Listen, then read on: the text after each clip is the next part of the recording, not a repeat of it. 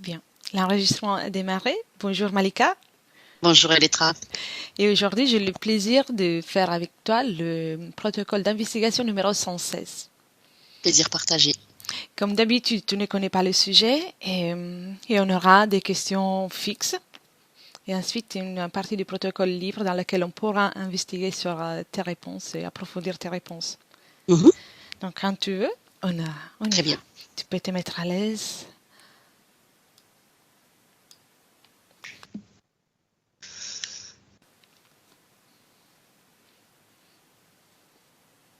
Tu me Très vois bien? bien. Parfaitement. Oui. D'accord. Bien. Tu peux commencer par fermer les yeux. Prends une profonde inspiration et en expirant, tu relâches toutes les tensions, toutes les pensées. Et encore, tu inspires et tu te détends. Je vais compter de 10 à 1 pour que tu sois détendu et relaxé pour faire cette enquête. 10,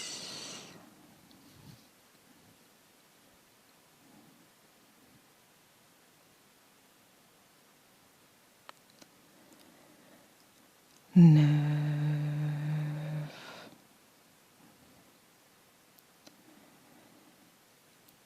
calme et détendu. Complètement.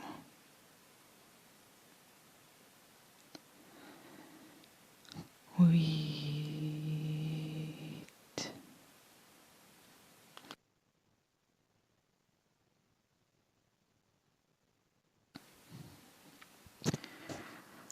7.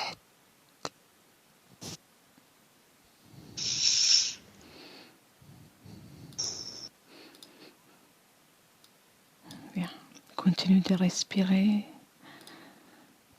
Et chaque inspiration t'amène dans un état de profondeur agréable.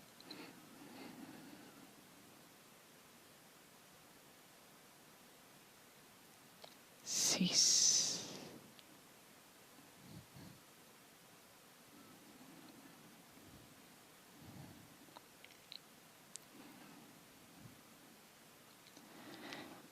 5,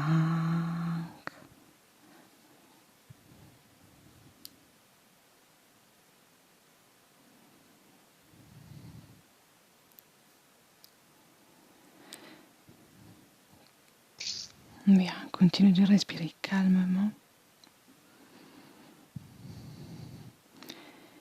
4,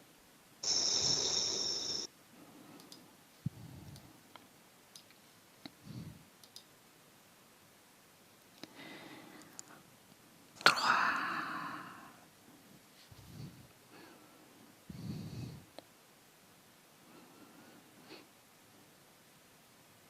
2,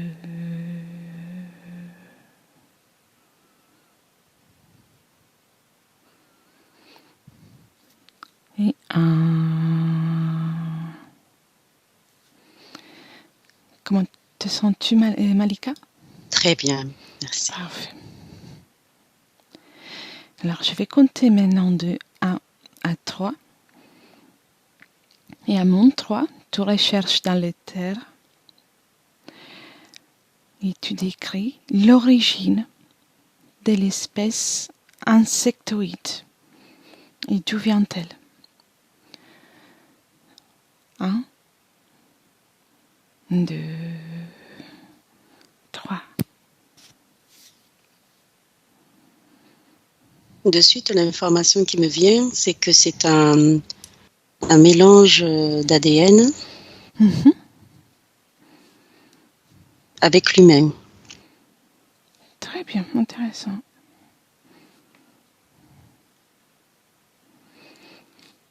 Veux-tu rajouter quelque chose? On retrouve les yeux, pour certains les oreilles, les bras, les membres, parfois 4, parfois 2. Appuyer sur 4 membres, parfois sur 2 membres.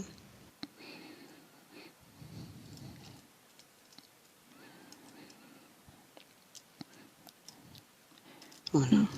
Intéressant. D'où vient-il?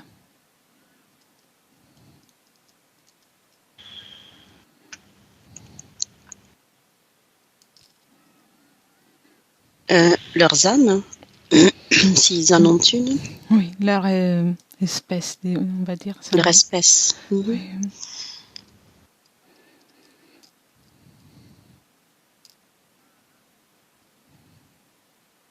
Alors, la réponse que j'ai là, c'est de très loin, très très loin.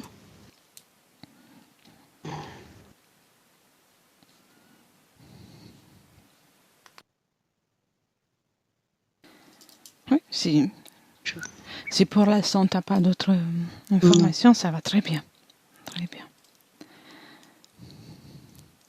Vérifie et décrit les principales étapes de l'évolution de l'espèce insectoïde.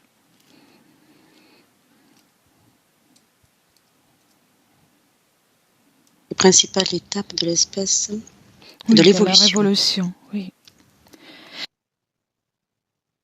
J'ai le mot programmation. Oui.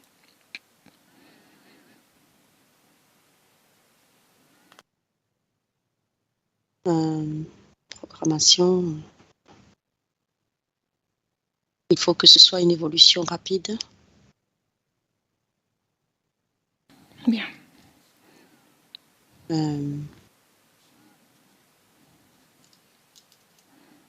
Bon, je vois beaucoup de noirceur. Hein. C'est beaucoup de noirceur, mais c'est pour dire que les principales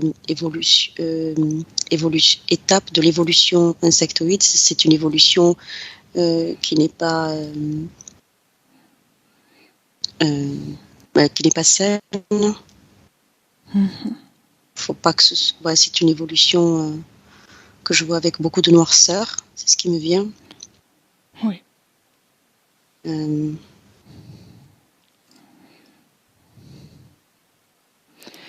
Comment tu te sens à regarder tout ça? Parce que les énergies doivent être pas terribles. Alors, je suis spectatrice, hein, évidemment. Très bien, très bien. Bravo. Voilà, donc neutre, hein, je suis spectatrice. Mais c'est programmation, évolution dans la noirceur, dans le pouvoir, dans la force. Dans la force. Bien que je vois, je comprends un paradoxe. Insectoïde, en général, c'est fin, fragile, plutôt filiforme, mais qui doit dégager beaucoup de force. Oui, je vois ce que tu veux dire. De stratégie. Je vois beaucoup de stratèges autour de l'évolution. Ça me fait penser aux fourmis. Oui. Ça me fait penser aux fourmis travailleuses. Je sais pas, ça me fait penser à ça. Oui, petite et résistante. Oui, c'est l'idée. Mais à une échelle beaucoup plus forte, beaucoup plus noire, beaucoup plus dangereuse dans leur évolution.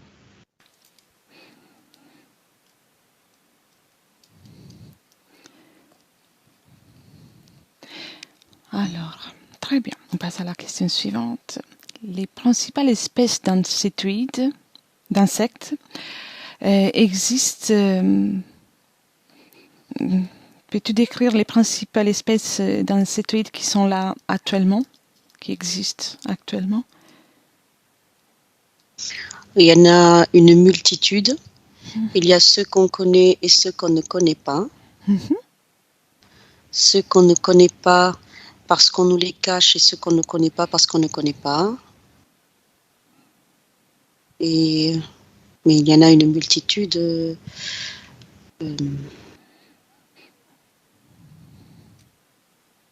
Les insectes, bon, j'ai pas les mots là tout de suite, mais Innombrables. oui, Innombrables. ils sont innombrables de par leur, ils sont sur nous, dans les terres toujours, pardon?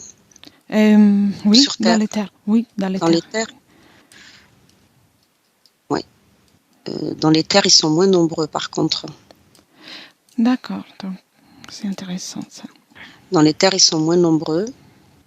Dans les terres, ils sont. Excuse-moi, j'étais partie sur la terre, moi, dans le réel. Mais dans les terres, ils sont. J'ai moins nombreux, très hiérarchisés.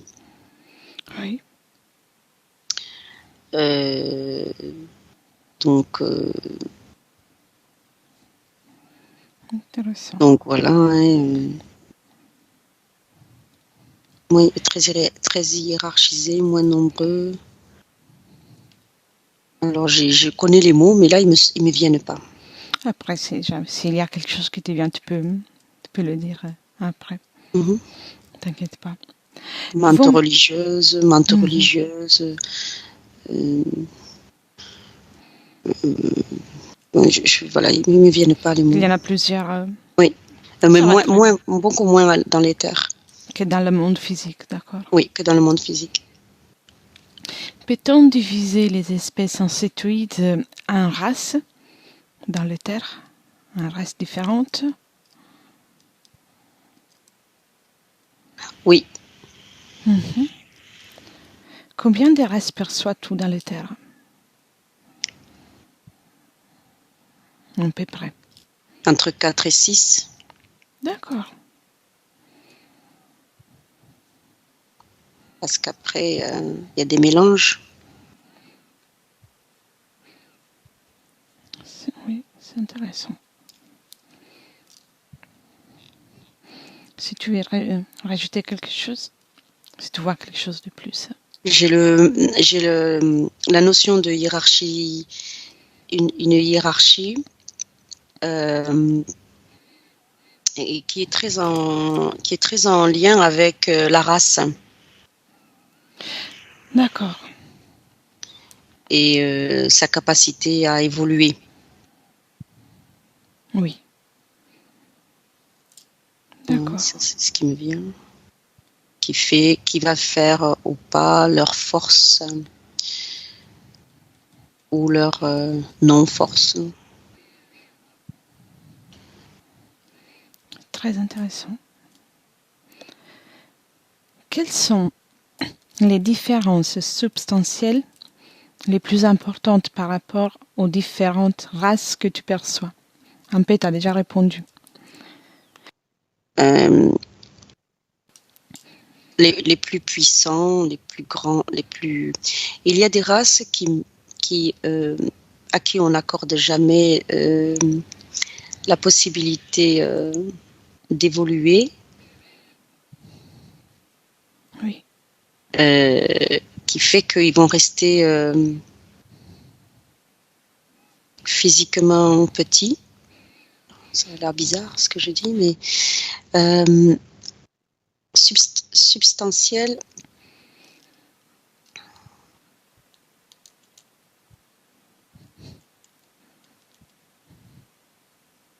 Oui, Cette hiérarchisation ne va pas permettre à, à ceux qui sont en bas de la hiérarchie d'évoluer, d'être aussi forts que les plus forts. Mais rappelle-moi la c'est question. très bien. Les différences par rapport aux races que tu perçois, les principaux différences entre les races. Oui. Les Ils sont différences. censés être, euh, euh, ne pas avoir d'émotion. Donc, les plus forts sont ceux qui n'ont pas d'émotion et les plus faibles sont ceux qui peuvent avoir ou qui risquent d'avoir des émotions dans les races. D'accord, c'est intéressant. Voilà. Et il y a une question aussi, c'est lié aussi au physique, les plus grands, les plus forts physiquement.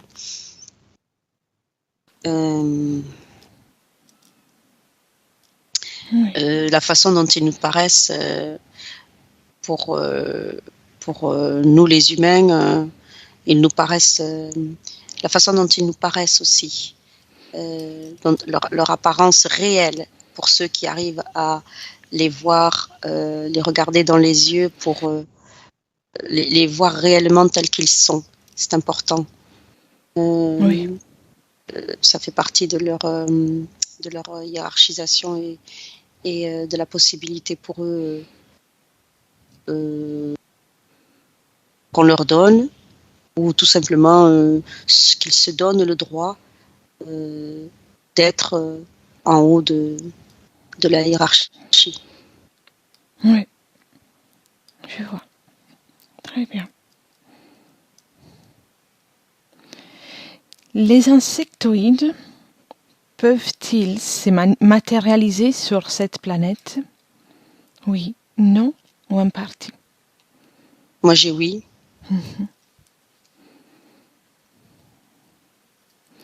Comment font-ils?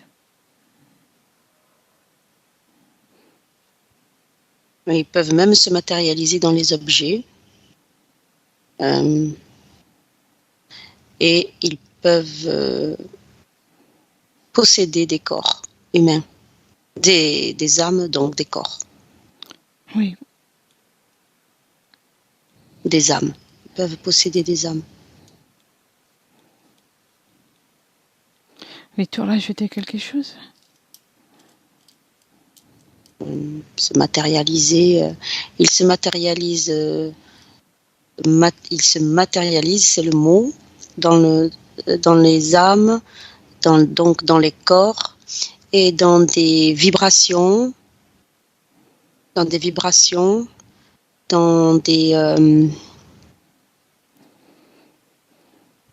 ils peuvent créer tout un tas de choses dans des visualisations, se matérialiser. Ouais. Donc c'est ça, dans des vibrations, on peut considérer que c'est palpable, donc oui. Oui, très bien.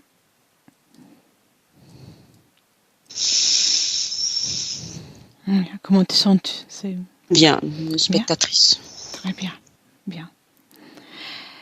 Peuvent-ils vivre sur la planète Terre? J'ai un jour, oui.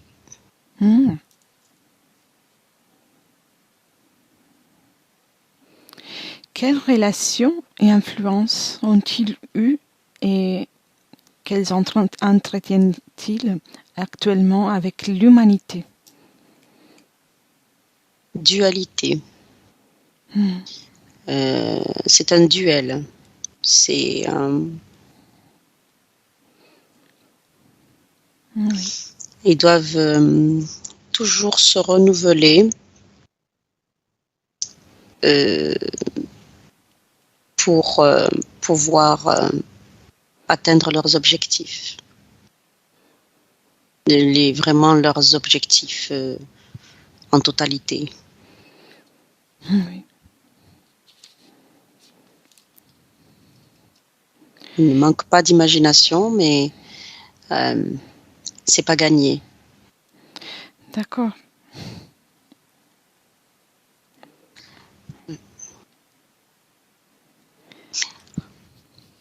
Oui. Tu peux me rappeler la question, pardon, s'il te plaît? Volontiers, bien sûr. Quelle relation et influence ont-ils eu et entretiennent-ils actuellement avec l'humanité?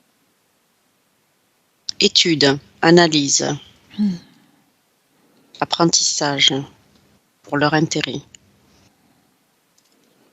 Oui. Duperie. Voilà ce qui me vient. C'est très bien.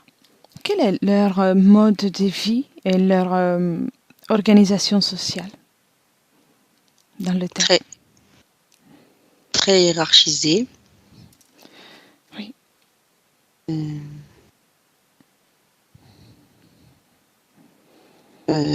Donc, qui dit hiérarchie dit contrat, accord. Ce sont des accords, des ententes, des relations basées sur l'intérêt. Oui. Et pas du tout avec zéro émotion. Donc, ils peuvent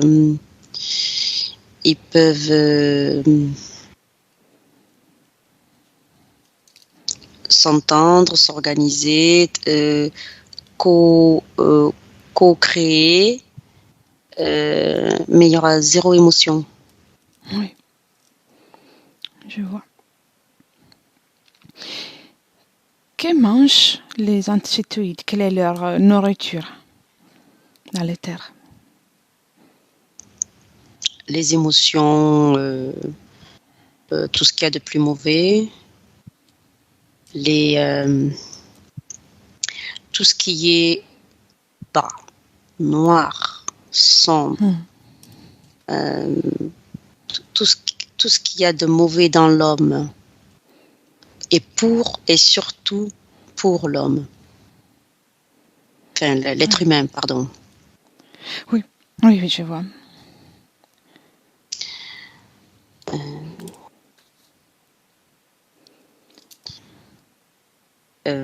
Mais il y a comme un cercle vicieux, on peut dire. En tout cas, c'est un cercle. Parce que tout ce qui est la noirceur de l'humanité est générée par les insectoïdes, comme des ficelles que les insectoïdes tiennent, et au bout, il y a les marionnettes, c'est l'humanité. Oui. Ça les nourrit tant et aussi longtemps que l'humanité répondra à ce téléguidage de noirceur. Oui. Donc, ils ont un grand impact sur tout ça. Oui. Le régime alimentaire change-t-il entre les différentes races ou espèces que tu perçois, insectoïdes toujours, parmi les insectoïdes? Oui, pendant que j'écoutais ta question, j'ai le mot contrat qui revenait. D'accord. Et hiérarchie. Donc, les plus petits mangent petits et les plus grands mangent grands. D'accord. De toute façon, et puis ce sont des ententes, mais ceux qui sont à égalité, c'est à la négoce, comme au marché, comme dans les souks, comme à la négociation, et au plus malin, parce qu'il n'y a pas d'émotion. Oui.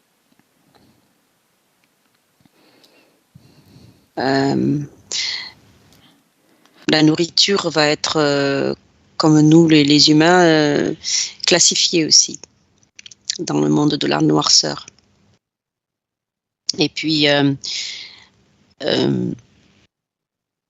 y a des codes en fonction des différentes vies des humains, d'une vie à l'autre.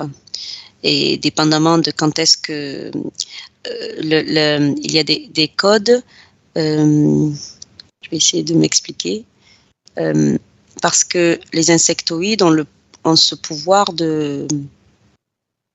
d'entretenir leur nourriture de vie en vie pour les humains. Donc,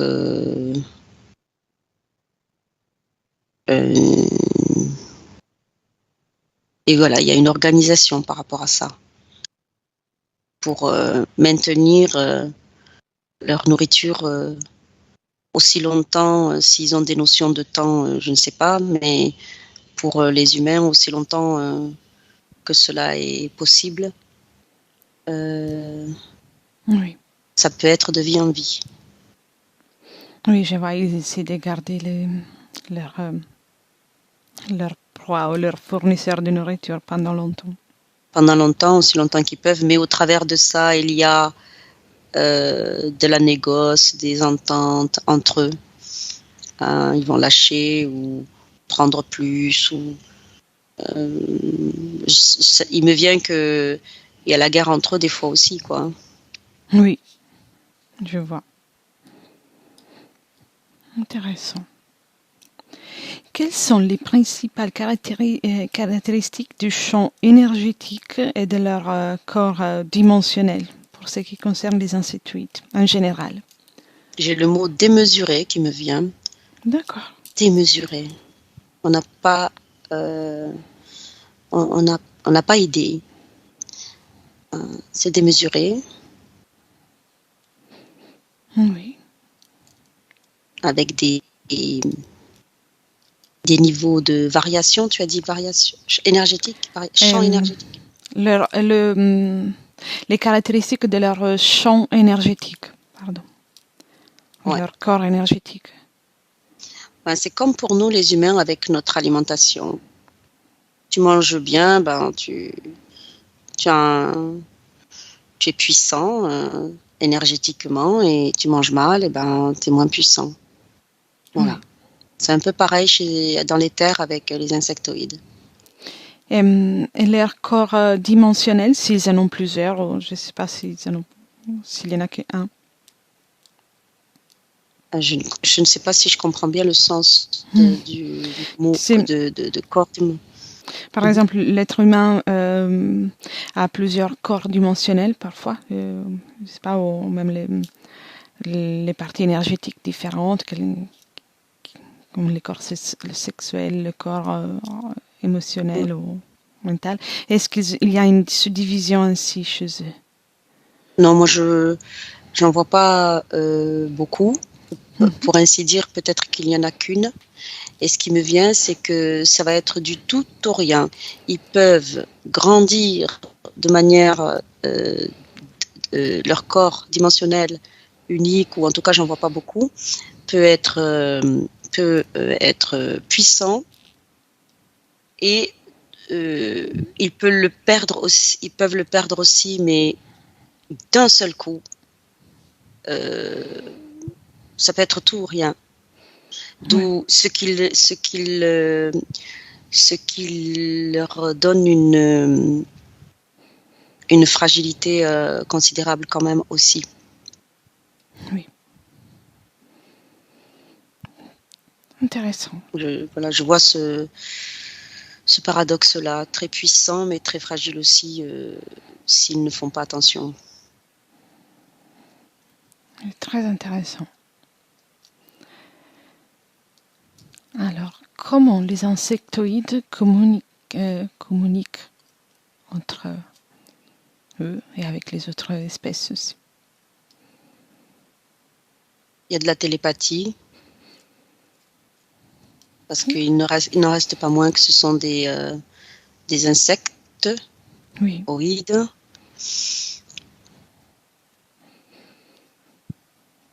J'ai le mot télépathie.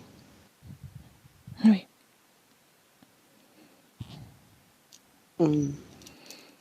Ont-ils un système d'écriture, par exemple? Des gestes, des codes.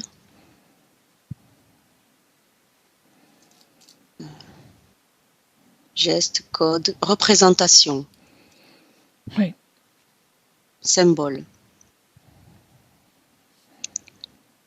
S'ils arrivent à écrire quelque chose, je vois comme des pinces dessinées, des pinces d'insectes dessinées. Ça va être plus des codes. Oui. Je vois. Utilise-t-il une technologie, la technologie? Oui. Poussée, évoluée, puissante. Là, je vois des vaisseaux. Enfin, je vois des vaisseaux. Je les vois à peine là, mais c'est très, très, très évolué. Oui. Très bien, on arrive à la fin du protocole fixe. Donc, j'aimerais revenir à la première question que je t'ai posée. C'était très intéressant. Donc, déconnecte de tout ce que tu viens d'observer. Et tu as parlé d'un mélange d'ADN avec l'être humain. Est-ce que tu peux m'en dire plus? Et ça remonte à des années-lumière, si je puis dire, qu'il y a des codifications, il y a des créations. Il y a eu des créations, des codifications, des mélanges d'ADN, des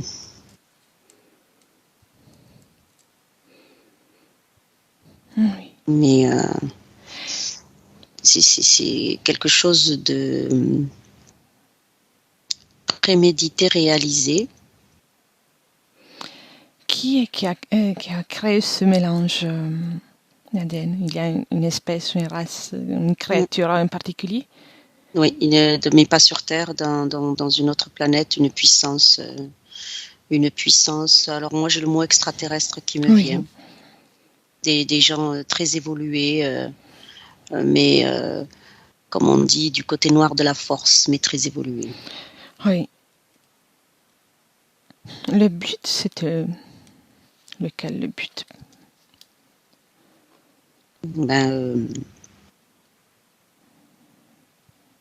Le prendre possession de planètes qui les intéressent et de l'humanité, pouvoir, possession, je vois beaucoup de pouvoir, de possession, de prendre place et en être le maître. Donc, dans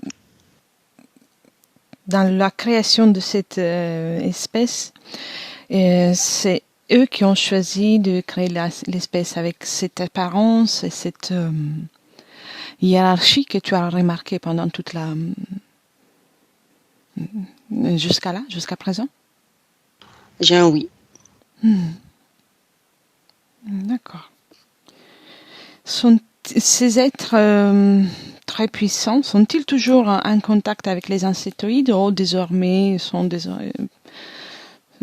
l'espèce insectoïde est devenue indépendante? Il y en a qui continuent de maîtriser, d'autres moins. D'autres avec qui ils sont obligés de s'entendre, comme les insectoïdes peuvent le faire ensemble. Eh bien, pour ne pas les perdre, quand ils perdent l'autorité sur leur création, ils finissent par s'entendre avec eux, ou pas. Je vois. Donc, un rapport est maintenu, en tout cas, que ce soit positif, si on peut parler de positif ou négatif. Le rapport est maintenu. C'est ça, puisqu'il y a un point commun, une finalité de projet commun. Oui. À la limite, si on n'a pas 100%, on obtient 80 ou 50%. Ils peuvent gagner quelque chose toujours, donc, de cette espèce.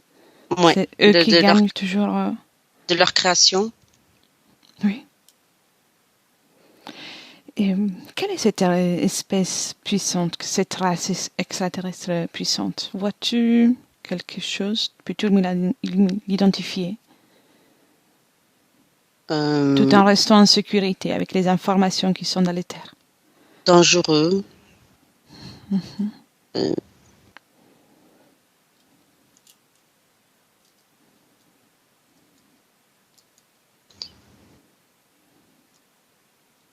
Dangereux, noirceur.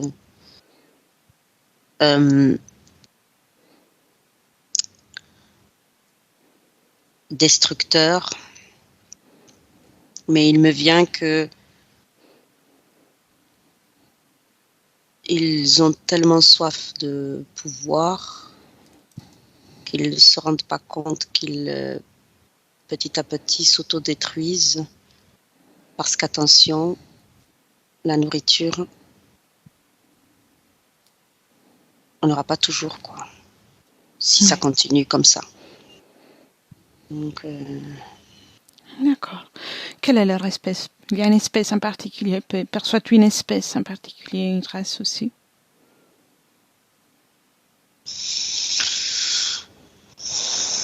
je vois une tête avec un très long, si je puis dire, museau, très très long. Et, comme un serpent de mer, un peu, avec Oui. une peau très épaisse, très épaisse. Limite, c'est du fer, quoi. Ça ressemble à du fer, du métal. Mais je vois comme une tête de serpent de mer, là, avec ils sont fins et ils ont un très long museau comme ça. Enfin, moi, je vois ça. Oui. Très bien. Tout est dans leur puissance,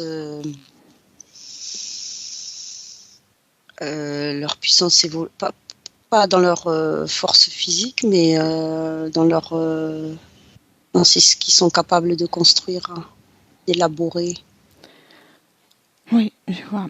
Sont-ils aussi à l'issue de la création d'autres espèces extraterrestres ou uniquement des insectoïdes? Oui, ils ont d'autres constructions, créations ailleurs. Ah, d'accord, donc rien qui est sur le plan terrestre. Mm. Ou alors, ce qui me vient, c'est qu'on ne sait pas tout. On ne nous dit pas tout. Oui, donc on n'a pas encore tout rencontré. Mm. Très bien, tu peux déconnecter de cette image, de Mm. cet être.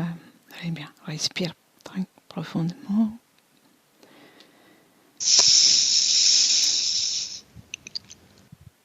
Très bien. Comment tu te sens, Malika? Bien, ouais, très bien. De tout à l'heure, on a observé le terre et tu as fait au moins 2 fois une distinction entre le physique et le subtil. Mm-hmm. Est-ce que tu as perçu des insectoïdes, donc provenant de l'éther, dans le monde physique aussi? Moi, je les ai vus insectes, Oui. nombreux, fragiles, mais de par leur nombre incroyablement important, ça leur donne une force. Oui. Mais ça, c'est dans le monde physique, Oui, c'est ça? D'accord. oui, Et sont-ils liés aux insectoïdes qui sont dans l'éther? non. D'accord, séparément. Très Mm. bien, c'est ça que je voulais comprendre. Dans les terres, ils sont pas du tout intéressés, c'est ce qu'ils me disent, c'est ce que ça me dit. Donc, ils s'intéressent non plus à leurs semblables Non, sur Terre. ça ne les intéresse pas, c'est ce que ça me vient. Oui, c'est effectivement, c'est comme tu disais tout à l'heure, c'était un peu paradoxal. On a sur Terre la fragilité de l'insecte, mais Mhm. forte avec un grand nombre, et puis une grande force dans le terre. Moins nombreux, mais plus forts dans les terres. Oui. C'est dû à leur taille ou à leur structure, à leur nature dans les terres. C'est dû à la puissance de la nourriture qu'ils prennent. Euh, Ah oui, c'est oui, ce qui me vient. c'est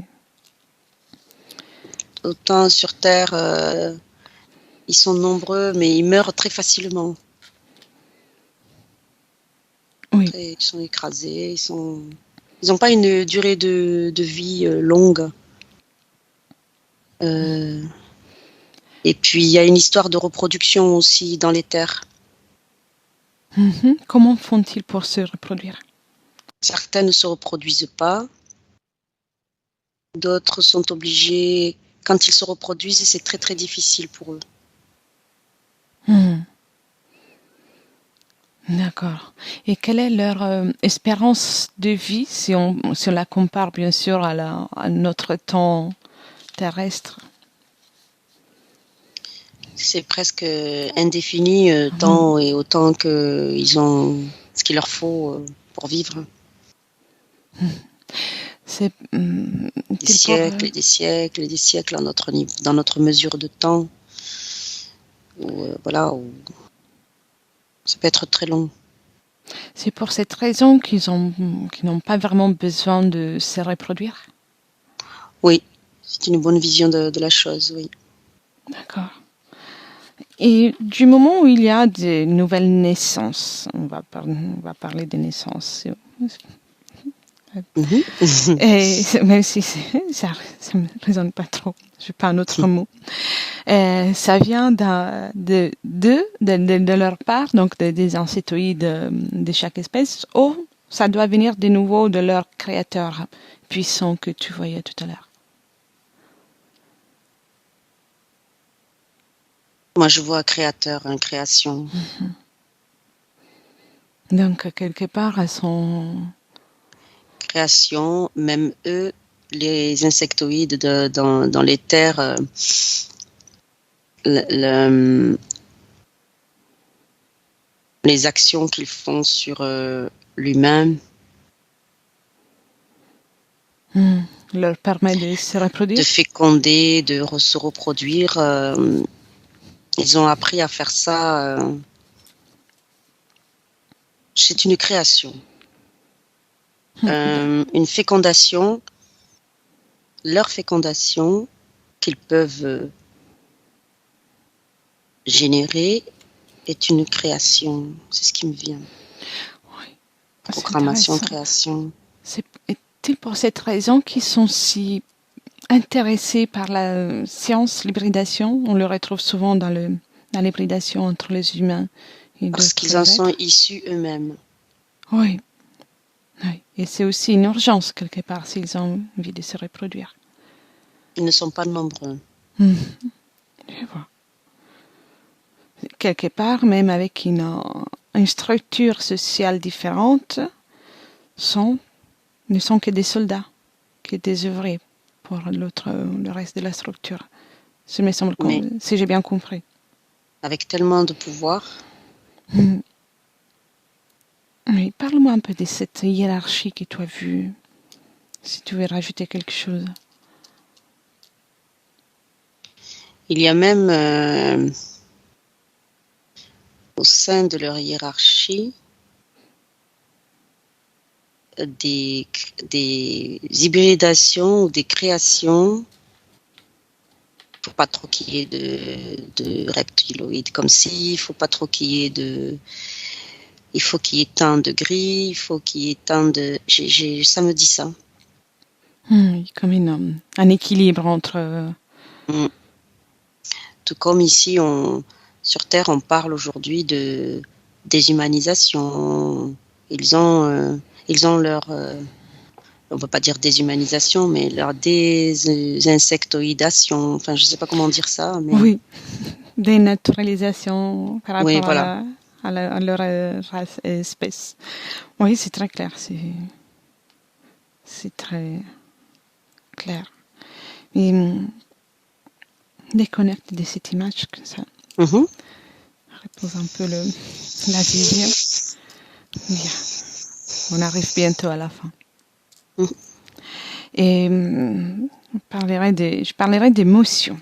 Je dis que certains ont 0 émotion et certains sont en mesure de n'avoir. Qu'est-ce qui fait que certains aient des émotions et quelles sont les émotions qui sont en mesure d'éprouver? Les exécutants sont au front. Au front du projet mis en exécution. Donc, du fait qu'ils soient au front, je ne sais pas, moi, par exemple, dans les terres, on va travailler sur des interférents qui vont travailler sur un nombre certains d'humains, par exemple, eh bien, les exécutants, le bas de l'échelle, sont les premiers à... il y a un danger que les émotions de l'humain les transpercent. Donc voilà, c'est ce qui me vient. Oui, donc pour sécurité, non, pas d'émotion. Ils deviennent mauvais soldats et ils sont éliminés. D'accord. Donc Il y a même quelque chose, voilà. malgré qu'ils ne soient pas nombreux, il y en a qui peuvent être éliminés parmi eux. Sans hésitation, parce qu'on est dans c'est comme une fabrication, quoi. Oui, c'est intéressant, cela explique beaucoup de choses. Ça explique la raison pour laquelle vraiment les insectoïdes sont à mesure de tuer les êtres de leur espèce. Oui. C'est très intéressant. Aucun problème avec ça. Tu peux déconnecter de tout ça. Et j'aimerais terminer, j'espère, avec une image un peu plus agréable. Parmi les insectoïdes, on classifie aussi des êtres que parfois on trouve dans les sessions, tels que des abeilles, des papillons, des êtres ainsi, des êtres qui sont souvent dans les fleurs. Est-ce qu'il y a un rapport avec les insectoïdes qu'on vient d'observer ou c'est quelque chose à part? Pendant que je t'écoutais, j'ai le mot attention, attention, attention aux papillons, attention aux abeilles, attention aux papillons, enfin, attention à certains. Attention à ce qui peut paraître comme des papillons ou des abeilles. Oui. C'est ce qui me vient quand je t'ai écouté. Parce qu'ils peuvent, avec leur apparence un peu plus agréable, ils risquent de créer des prisons plus efficaces. Par exemple. Je vois. Donc le but de l'espèce, c'est toujours le même. Dans les terres, oui. Quand on parle d'insectoïdes, oui. Très bien. Très bien. Très intéressant. Nous ne sommes, l'humain en tout cas, sur Terre, puisque toi et moi, on est humains et je n'ai que l'humain, voilà, je ne connais pas d'extraterrestres, mais nous ne sommes pas assez...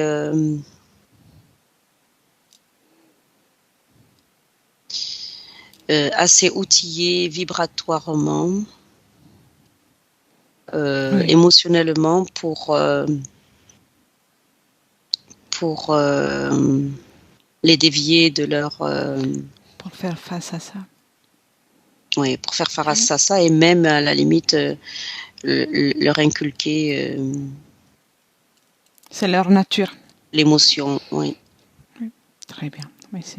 Qu'on soit beaucoup plus puissant. On va respecter leur nature à distance. À distance. Parfait. Alors, pour moi, je n'ai plus de questions. Donc, s'il y a quelque chose qui tu perçois, que tu as envie de partager, avec plaisir. Autrement, on rentre. Aussi noir que leur projet ou que leur maintien en vie et pour certains en survie, parce que nous on survit, mais il y en a beaucoup d'entre eux aussi, soit aussi fort qu'ils soient, rien n'est facile pour eux non plus. Oui. Oui, comme tous les êtres dans les terres. Voilà, je dis pas ça dans une connotation de je les plains. Hein. Oui. Ça me rassure de le dire. Oui, c'est ça qui t'a perçu. C'est ce qui m'est venu, oui. Voilà. Même si ça me fait penser encore une question, désolée, excuse-moi. Non, pas de souci. Et on a parlé dans le monde physique, donc d'interférences dans le monde physique, donc ils peuvent soit se matérialiser que posséder des objets ou des personnes, bien sûr, on sait. Des âmes. Des âmes. Est-ce qu'ils utilisent des outils? Comment s'y prend pour la possession dans ce cas-là? D'un outil, c'est vibratoire. C'est vibratoire. Ce qui me vient, c'est un outil sans un outil. Pourquoi je dis un outil, je sais pas, mais des je sais pas implants, moi. quelque chose. C'est moi qui a demandé en fait, effectivement. Par exemple, ce qui me vient, c'est je rentre dans un garage, je me vois moi rentrer dans un garage avec plein d'outils. Oui.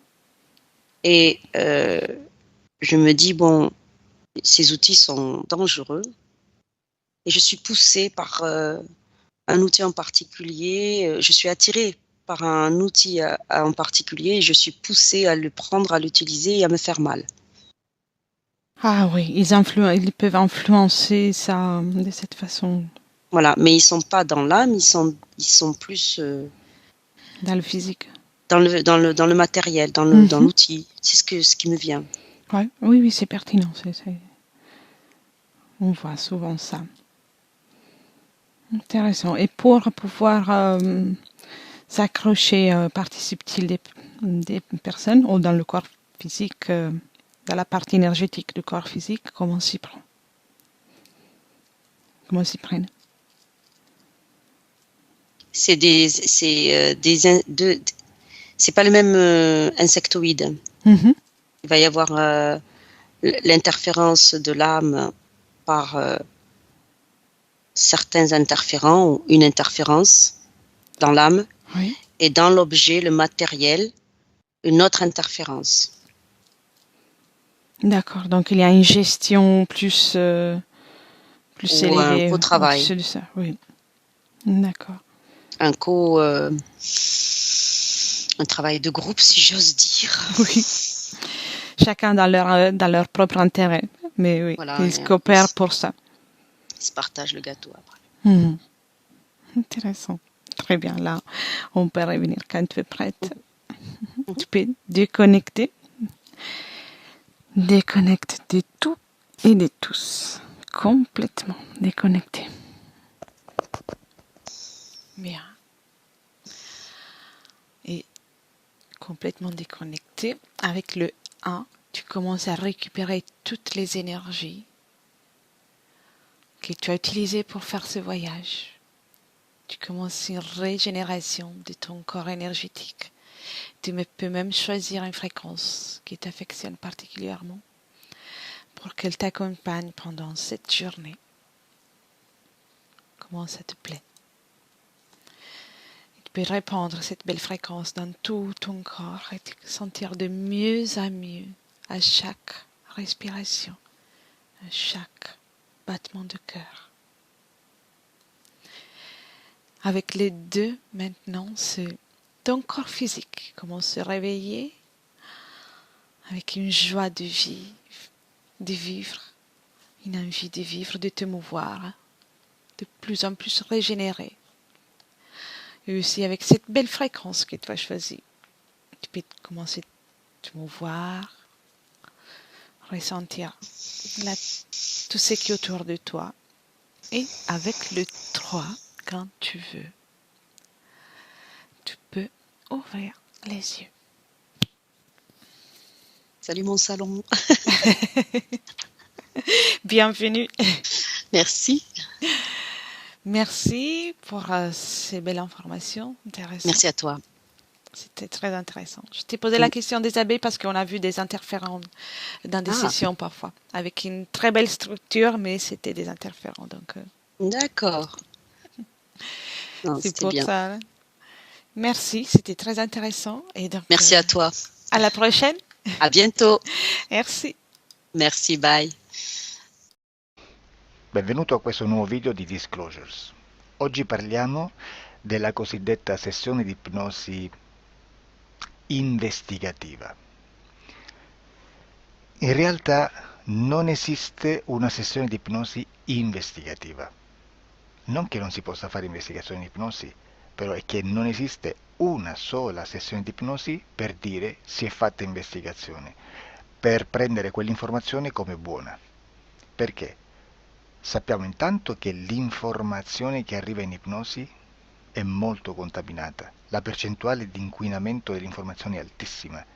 Pensate a questa informazione che viaggia per tantissime dimensioni, attraversa densità, passa per coscienze che volontariamente o involontariamente possono distorcerla e poi arriva infine alla persona che sta in ipnosi, che ha una coscienza, ha una mente, ha un'esperienza e interpreta questa informazione secondo la sua struttura mentale, secondo le sue credenze, che per quanto si possa essere più o meno liberi mentalmente, liberi pensatori, sempre c'è una parte subliminale che interpreta in base all'educazione ricevuta, alla cultura e perché no, anche tutte le esperienze di esistenze passate che ancora lasciano un segno in noi.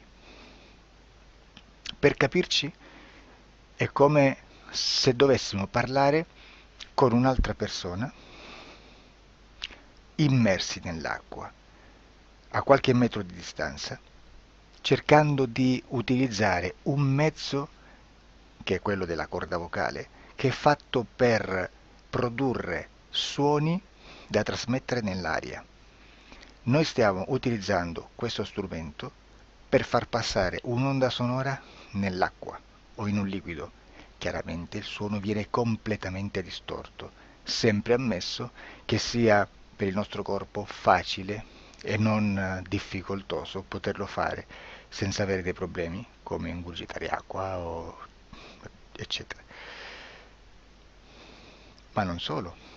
Supponiamo che per questo tipo di comunicazione utilizziamo anche due lingue diverse, per esempio un italiano e un russo o un giapponese. Per quanto possiamo anche interpretare il labiale, non possiamo capire quello che ci sta dicendo, perché la lingua è diversa. La lingua, diciamo, da dove parte l'informazione a dove arriva è completamente diversa, il codice, il linguaggio è diverso. Ma possiamo anche cercare di capirci attraverso i gesti, attraverso le espressioni facciali. Per quanto sia ipoteticamente facile poterlo fare sott'acqua, però non dobbiamo dimenticare che l'acqua non è l'aria e può distorcere l'immagine, ma non solo. Dobbiamo anche pensare che l'altra persona, che parla un'altra lingua, che viene da un'altra cultura, potrebbe interpretare i segnali che noi interpretiamo come X in Y. Per noi un sì è abbassare la testa dall'alto verso il basso, per esempio, sì, e il no da sinistra verso destra, no. In alcuni paesi orientali, come le Filippine credo o qualcun altro, utilizzano esattamente gli stessi segni, ma al contrario. No, sì. Immaginate due persone di queste due culture che stanno cercando di comunicare in maniera così difficoltosa e alla fine non gli rimane altro che interpretare il linguaggio corporale. Sì, che per l'altro invece no. Cosa voglio dire con questo esempio estremo? Che l'informazione da dove parte a dove arriva viene completamente deformata. Non sappiamo esattamente quale percentuale perché ogni situazione è a sé stante, però la percentuale di inquinamento, di distorsione, di contaminazione di questa informazione è assolutamente alto. Quindi fare una sessione investigativa, mettere una persona in ipnosi e chiedere di Tizio Caio Sempronio di una situazione o chiedere certi dati è assolutamente controproducente, è assolutamente inutile. Quindi vi chiederete cosa fate allora voi quando fate ipnosi, quando fate delle domande, quando cercate delle risposte e con queste informazioni che vi arrivano lavorate sulla situazione esoterica del cliente. Beh, non facciamo altro che recuperare questa informazione solamente per arrivare al problema del cliente e poi lavorarci. Quindi Il valore dell'informazione non è quello di un'istruzione, quello di memorizzare dei dati e di prenderli per buoni, ma è un veicolo di movimento, di trasporto verso la causa del problema per poi lavorarci. Quindi lo scopo di questo tipo di informazione che si prende dalla singola sessione è completamente un altro. Come si fa quindi? Investigazione in ipnosi. Il lavoro non è semplice, il lavoro è lungo, difficoltoso, stancante. È necessario farlo anche in squadra perché bisogna moltiplicare il numero di sessioni da fare e una sola persona potrebbe farlo soltanto in un tempo estremamente largo. Noi abbiamo delle informazioni che prendiamo ormai per buone, ci lavoriamo, danno dei risultati e quindi per noi sono buone. E come abbiamo fatto ad avere queste informazioni? Per esempio, come facciamo a sapere che un extraterrestre chiamato il cosiddetto grigio è più o meno alto X, poi ci sono magari quelli anche un po' più alti, ma hanno un corpo strano, hanno una pelle grigio-verde, hanno degli occhi grandi a mandorla neri, senza una pupilla visibile, non hanno quasi bocca né naso né orecchie, hanno soltanto delle fessure, non hanno organi genitali, hanno degli arti molto più lunghi rispetto alla proporzione che potrebbe avere il corpo umano, e di solito hanno meno dita delle 5 del corpo umano, eccetera, eccetera, eccetera. O se prendiamo un altro tipo di essere che possiamo incontrare in ipnosi, come facciamo a dire che hanno delle somiglianze con i rettili, gli animali rettili terrestri o gli animali, gli invertebrati, gli insetti terrestri? Perché? Perché siamo sicuri di questa informazione e ci lavoriamo e quando ci arriva la prendiamo già per buona, nonostante sia anch'essa contaminata. Perché queste informazioni sono arrivate da tantissime sessioni, fatte da tantissime persone, con tantissime altre persone sotto ipnosi, e che nel contesto di tutto il lavoro gli uni non sapevano degli altri. Questo dato può essere più o meno rilevante, sempre c'è contaminazione e quindi possiamo prendere per buono anche un gruppo di lavoro dove l'uno possa sapere dell'altro. Ci potrebbe essere una contaminazione del contesto di quel gruppo di lavoro, ma si aggiunge semplicemente una piccola percentuale di questa contaminazione a già la grande che esiste. Non è così impossibile lavorarci. Da tutte queste sessioni, da questo grande numero di sessioni, migliaia, diciamo migliaia, noi prendiamo solamente quell'informazione che è uguale a tutte, che è in comune a tutte, o a quasi, perché magari qualcuna ci potrebbe essere niente in comune per una fortissima contaminazione, perché no? Ma dobbiamo prendere una stragrande maggioranza, proporzionalmente abnorme rispetto a quello che potrebbe essere un minimo di scartabile, e lì possiamo prendere per buona questa informazione. Quindi se noi su 10.000 persone diverse, con operatori anche diversi, in cui in ogni sessione vediamo un essere che più o meno ha le stesse caratteristiche del grigio o dell'insettoide, a forma di mantide religiosa, o il rettile a forma di lucertola, per esempio, di serpente o di quello che sia, o se vediamo il pianeta Marte più o meno di colore rosso, o se vediamo dei sotterranei eterici, non fisici, nel sottosuolo terrestre, soprattutto sotto le grandi città, dove c'è concentrato molto potere, molta energia di questo tipo, e che più ne hai più ne metta. Se vediamo degli impianti che hanno certi tipi di funzioni, certi tipi di forme in certe parti del corpo, e questa informazione la ritroviamo tutta o quasi in tutte le sessioni fatte, eseguite, realizzate da tanti anni a questa parte, significa che quella è una informazione affidabile. E vi posso garantire che stiamo parlando di una percentuale bassissima. Su un 100% staremo, credo, forse più in basso di un 3, di un 2-3%. Immaginate tutto il resto è spazzatura, è informazione spazzatura. Sì, spazzatura.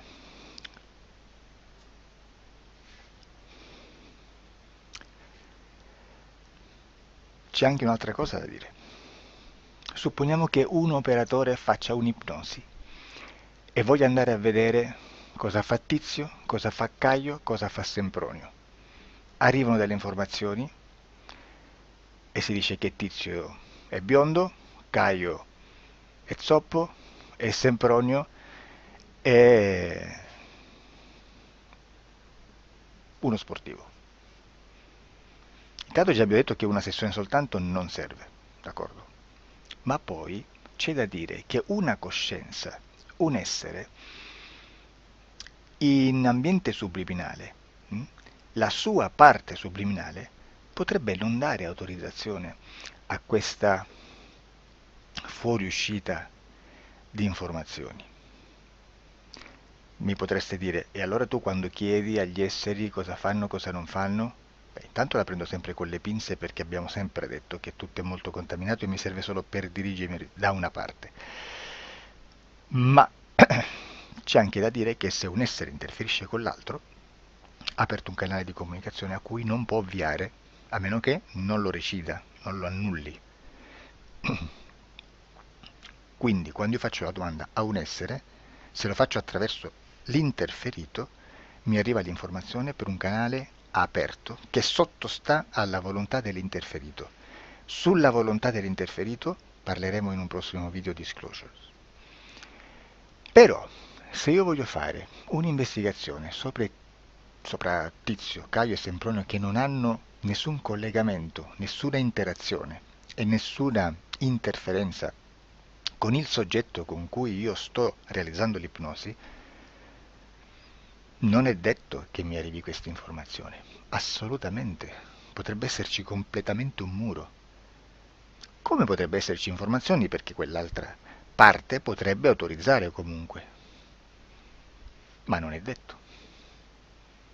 E comunque quando ci arrivano informazioni, in una situazione di non interferenza o non interazione, non possiamo sapere esattamente se sono informazioni che ha autorizzato la parte subliminale dell'altra persona o dell'altro essere, o qualche altro essere, qualche altra entità furba, approfitta della situazione, osserva quello che sta succedendo, si mette in mezzo, si fa passare per l'altro e dà informazioni, ovviamente distorte, prima perché non è detto che debba conoscerle, e anche se fosse potrebbe manipolarle a sua volontà e a suo vantaggio.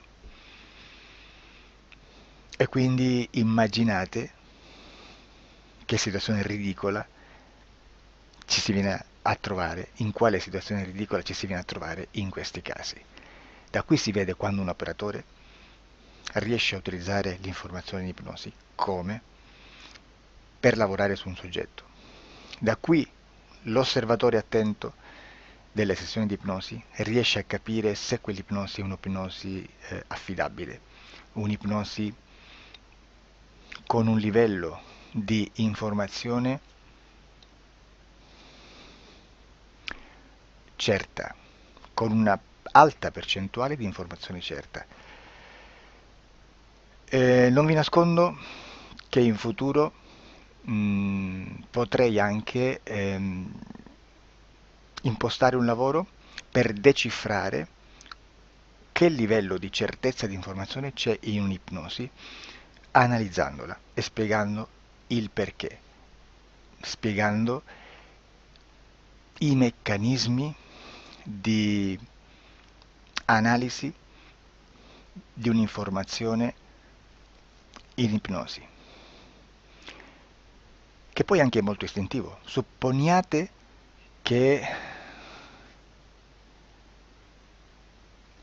Supponiamo che dobbiamo cercare un'informazione su internet, per esempio un fatto di cronaca. Voi preferite mettervi su un sito ufficiale caso. L'ANSA in Italia,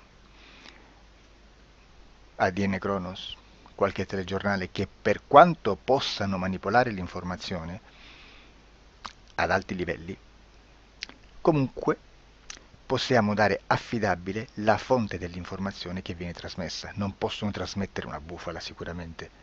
Verrà sicuramente manipolata ad altri livelli. Ne parleremo in altri video, ma a livello base la fonte è certa. Sicuramente non andrete a cercare questa informazione sul primo sito, il primo blog che vi passa davanti e magari c'ha 4 followers. Perché? Perché non vi dà nessuna garanzia della certezza della fonte. Non c'è un controllo né nella struttura interna di questa agenzia di informazione e né dal grande pubblico, che per la quantità di persone che attingono quell'informazione si può dedurre se l'informazione è certa o meno, perché è un'informazione che passa in un pubblico così vasto che se ci dovesse essere una distorsione con la realtà è molto probabile che venga fuori. Credo che abbia detto quasi tutto sulle sessioni investigative. Prima di chiudere aggiungo che proprio per questo stiamo conducendo dei cicli di investigazione in ipnosi regressiva che comprendono tante sessioni con persone diverse, con una buona o eccellente suscettibilità ipnotica sicuramente, per poter indagare su spazi ristretti su alcuni temi. Perché dico spazi ristretti? Perché se andiamo a prendere eventi grandi nel tempo, nello spazio, storici, parlare di qualcosa di molto generico implica una quantità di sessioni abnorme. Immaginate se dovessimo fare una sessione investigativa sui buchi neri, quanta informazione ci sarebbe e quante informazioni da filtrare. Sarebbe quasi impossibile farlo in questa maniera. Ma se noi riduciamo lo spazio di investigazione, se noi prendiamo per esempio, investighiamo sulla pedofilia nella Chiesa Cattolica, ecco, se già restringiamo il campo d'azione è molto più facile che possiamo attingere informazioni affidabili, presuntamente affidabili, con un numero di sessioni sicuramente alte, ma ridotte rispetto ad altri tipi di sessioni molto più generiche, su temi molto più generici. Quindi per fare anche delle investigazioni su temi molto generici bisogna suddividerli in temi, in dettagli, per poi alla fine, quando tutta l'informazione è stata filtrata ed è stata dedotta l'informazione comune, si possono mettere insieme per cominciare a costruire il quadro, mettere insieme tutti i puzzles. Questo è il vero senso dell'informazione in ipnosi, quando si fa ipnosi investigativa. La sessione per risolvere una problematica, un problema, con una presunta origine esoterica di un cliente, di una persona, è un'altra cosa, sono altri metodi, altre tecniche e l'informazione si usa in un'altra maniera, ha un altro scopo. Grazie, ci vediamo al prossimo video. Disclosure.